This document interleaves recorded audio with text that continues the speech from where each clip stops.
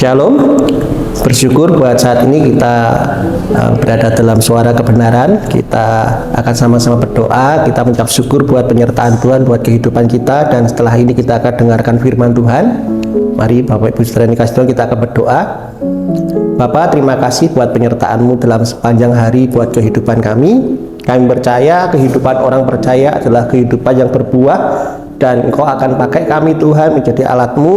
Dan kami percaya Tuhan bahwa ketika kami ada di dalam Engkau Tuhan, pasti keadaan kami akan aman dan kami akan mengalami perjalanan iman bersama dengan-Mu. Terima kasih Bapa. Sebentar kami akan dengar firman-Mu. Berkati kami yang mendengar, berkati hati kami menjadi hati yang siap untuk menerima taburan firman Tuhan. Di dalam nama Tuhan Yesus kami berdoa. Haleluya, amin. Shalom saudara dikasih Tuhan. Saat ini saya akan ajak saudara untuk kita sama-sama belajar satu perikop saudara di dalam Yohanes 5 ayat yang pertama sampai dengan yang 18. Saya akan bacakan secara singkat saudara. Perikopnya adalah penyembuhan pada hari Sabat di kolam Bethesda. Sesudah itu ada hari raya orang Yahudi dan Yesus berangkat ke Yerusalem. Di Yerusalem dekat pintu gerbang domba ada sebuah kolam yang dalam bahasa Ibrani disebut Bethesda. Ada 5 seraminya, dan di serambi-serambi itu berbaring sejumlah besar orang sakit, orang-orang buta, orang-orang timpang, dan orang-orang yang lumpuh, yang menanti goncangan air kolam itu. Sebab waktu turun malaikat Tuhan ke kolam itu dan mengguncangkan air itu, barang siapa yang terdahulu masuk ke dalamnya sesudah goncangan air itu akan menjadi sembuh, apapun juga penyakitnya. Di situ ada seorang yang sudah 38 tahun lamanya menderita sakit.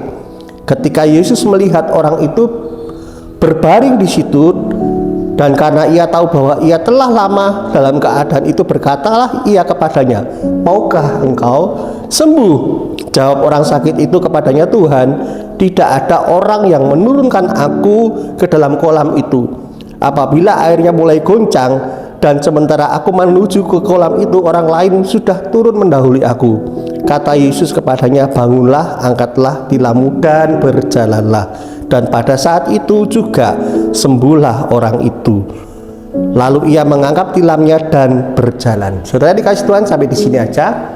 Kita tahu cerita ini, mungkin saudara sudah pernah mendengar bagaimana ada seorang yang lumpuh 38 tahun, ya. Dia menanti yang namanya kolam disebut Bethesda. Di situ banyak orang yang sakit, dan mereka percaya ketika air dalam kolam itu bergejolak, orang yang pertama kali masuk itu akan mengalami kesembuhan. Dan orang yang tidak disebut namanya ini sudah dikatakan 38 tahun, saudara. Ketika kita baca ayat ini, mungkin saudara biasa ya, kita baca biasa. Tetapi ketika kita sebagai orang yang mengalami, ya, kita mengalami mungkin tantangan kehidupan, mungkin mengalami pergumulan selama 38 tahun, saudara, atau punya sakit selama 38 tahun, itu waktu yang tidak sedikit, saudara. Itu waktu yang sangat lama, ya. Bahkan umur saya aja mungkin lebih dari 38, tetapi 38 tahun yang lalu saya itu masih balita, saudara. Betul-betul waktu yang lama. Ya, kami di gereja ada juga seorang ibu yang sekarang usia 60 tahun, sekitar 62, ya. Ibu ini dari dia balita itu lumpuh, saudara, sampai hari ini, saudara. Tapi pernah kita doakan, pernah bisa berjalan, tetapi kembali lagi, ya, karena ibu ini malas untuk berlatih. Tetapi saudara yang dikasih Tuhan, bagi yang mengalami itu sesuatu yang sangat menderita, ya. Dikatakan sangat membuat hati mereka karena tidak bisa kemana-mana, dan dia hanya ada 38 tahun menghabiskan waktunya di pinggir kolam, ya. Tetapi saudara, ada satu yang luar biasa ketika Yesus ada di situ, ya. Ketika ada Yesus dan Yesus melihat dia, dan Yesus katakan, "Maukah engkau sembuh?" Orang itu langsung katakan, "Selama 38 tahun aku di sini, tidak ada orang yang membantuku untuk masuk." Sudah dikasih Tuhan. Ada satu cerita lagi di dalam Matius 9 ayat 20 tentang seorang wanita yang sakit pendarahan dan dikatakan waktunya 12 tahun. Bedanya, wanita ini mengenal, dengar siapa Yesus. Perhatikan.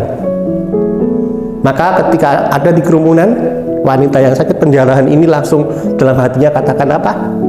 Asal ku jamah jumbai jubahnya, aku pasti sembuh. Dan iman yang ada dalam seorang wanita ini menggerakkan kuasa Tuhan keluar, saudara. Dikatakan Tuhan Yesus langsung merasa ada sesuatu yang keluar dari dirinya. Padahal perempuan itu tidak ngomong, ya. Kemungkinan dia tidak ngomong, dia cuma berbicara dalam hatinya. Pokoknya kalau ku jamah jubahnya pasti sembuh. Dia taunya apa? Kenapa dia berpikir seperti itu? Karena dia tidak bisa mencapai Yesus. Dia tidak bisa mencapai Yesus karena Yesus ada di kerumunan. Dia cuma dalam hati, ku jamah jubahnya, aku pasti sembuh. Iman yang luar biasa. Saya nggak tahu seorang yang ada di kolam Bethesda itu mengenal Yesus atau tidak, karena belum tidak tertulis, ya. Kalau di dalam Matius 9 ayat 20 itu wanita itu ngerti siapa Yesus dari cerita-cerita orang, karena Yesus waktu itu memang fenomenal dan terkenal, tapi kemungkinan juga bisa tahu. Tetapi yang terjadi, pola pikir dari orang yang lumpuh itu, dia ngomong sama Yesus apa, saudara? Tidak ada yang bisa masukkan aku ke dalam kolam. Terkadang kita itu punya pola pikir, ya. Kita tahu ada Tuhan, tetapi kita punya pola pikir kita sendiri, ya. Padahal cara Tuhan menyembuhkan tidak perlu orang itu masuk ke dalam kolam. Tuhan cuma berkata, angkat tilammu dan berjalanlah, dia berjalan. Dan hari ini, saudara, secara fisik, ya, kalau waktu itu Yesus itu ada secara fisik di dunia, karena Yesus waktu itu memang lahir ke dunia, ya, dan dia belum terangkat ke surga. Tapi hari ini, saudara, setiap dari saudara dan saya itu bisa mengalami yang namanya pribadi Yesus melalui tuntunan Roh Kudus tentunya. Dan hari ini, saudara, apapun yang menjadi tantangan kehidupan kita, satu hal, jangan kita pakai pola pikir kita sendiri, ya. Ketika kita datang sama Tuhan, kita percaya Yesus adalah satu-satunya jawaban dalam kehidupan kita. Seperti iman seorang perempuan yang sakit pendarahan, dia tidak tahu, ya, bahwa ketika dia berbicara dalam hatinya, kalau aku jamah jubahnya, aku sembuh. Dan ternyata keyakinannya itu menjadikan kuasa yang luar biasa.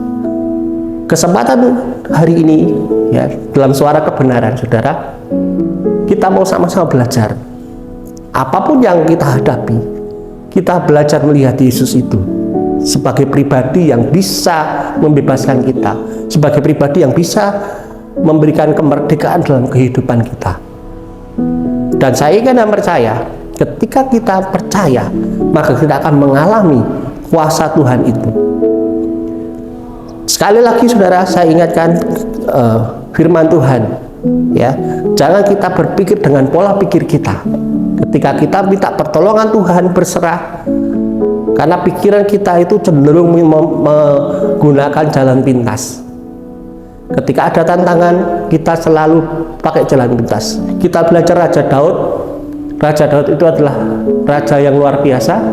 Ketika Siklak dihancurkan musuh, saudara, wanita, anak-anak diculik, yang dilakukan Daud tidak langsung mengejar, tetapi dia tenang dulu, dia ambil jubah efodnya, dia datang sama Tuhan, dia bertanya, Tuhan, bolehkah aku mengejar musuh? Dan yang terjadi apa, saudara? Tuhan katakan kejar-kejar. Memang tidak mudah ketika kita belajar untuk taat, kita untuk belajar untuk percaya, itu butuh proses. Tetapi pada kesempatan hari ini, lewat suara kebenaran, saudara dikasih Tuhan, kita belajar untuk sama-sama untuk taat sama Tuhan. Taat dengan apa? Dengan respon kita ketika kita menghadapi tantangan ini, ketika kita harus mengambil keputusan, Kita harus benar-benar percaya kepada Tuhan, dan Tuhan akan berikan hikmat dan wahyu kepada kita. Puji nama Tuhan. Biarlah firman Tuhan buat saat ini memberkati saudara. Tuhan Yesus memberkati.